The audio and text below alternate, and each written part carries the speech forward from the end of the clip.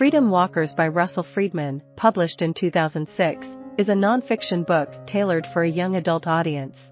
Freedman employs a straightforward writing style coupled with meticulous historical research to render the Montgomery Bus Boycott and the subsequent Supreme Court ruling against segregated bus systems accessible and engaging to young readers.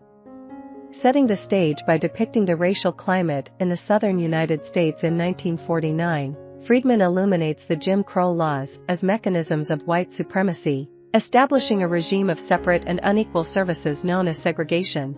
He also delineates various ways in which black individuals faced restricted or denied rights, such as the poll taxes, which imposed fees on voting, a financial burden most black Southerners could not bear. Amidst mounting dissatisfaction with the unjust and overtly racist system, Freedman depicts how the people of Montgomery, Alabama actively sought avenues to protest and dismantle segregation laws. Joe and Robinson, a black educator, sparked action by sitting in the whites-only section of a city bus, prompting her expulsion. Teaming up with the Women's Political Council, Robinson petitioned the mayor for change, advocating for more black bus drivers and an end to mistreatment of black passengers. Threatening a citywide bus boycott if demands were not met, the council pressured for reform.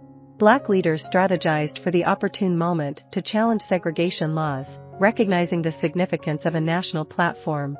While Claudette Colvin's arrest in 1955 initially garnered attention, her suitability as a figurehead for the movement was debated due to her youth and personal history. Finally, in the same year, Rosa Parks, a 42-year-old seamstress, took her stand by refusing to yield her seat to a white passenger on a Montgomery bus. Parks' steadfast defiance led to her arrest and a $14 fine, marking a pivotal moment in the fight against segregation. Parks decided to challenge her arrest, presenting the council and other black leaders with what they deemed the perfect case to underpin their planned boycott and legal maneuvering. The Montgomery Improvement Association spearheaded the boycott, prompting nearly the entire black population of the city to opt for walking to work and school over riding the buses. Enter Martin Luther King, Jr., a local preacher who assumed leadership of the Montgomery Improvement Association.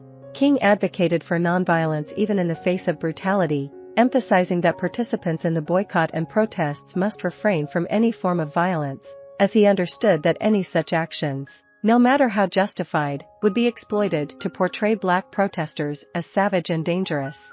The bus boycott began to inflict significant financial losses on the bus companies, as a substantial portion of their ridership comprised black individuals, with some white sympathizers also joining the boycott.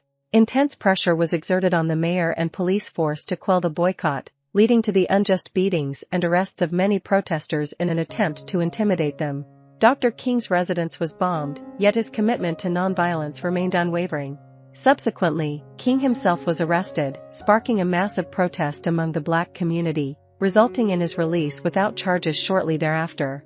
The boycott persisted for 381 days, during which Rosa Parks' legal case reached the Supreme Court, ultimately leading to the declaration of segregation laws as unconstitutional and their abolition.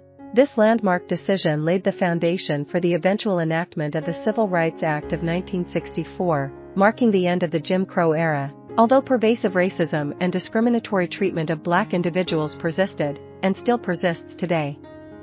Freedman recounts the narrative of the bus boycott and Martin Luther King, Jr.'s ascent to national prominence in a straightforward manner, devoid of stylistic embellishments.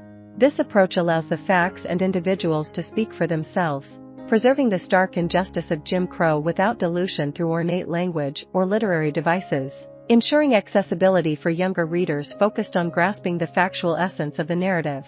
Freedman endeavors to depict the various figures involved in the saga, from the renowned to the notorious, as genuine individuals with distinct motivations and multifaceted personalities, imbuing the story with a sense of vivid drama rather than a mere recitation of events and dates.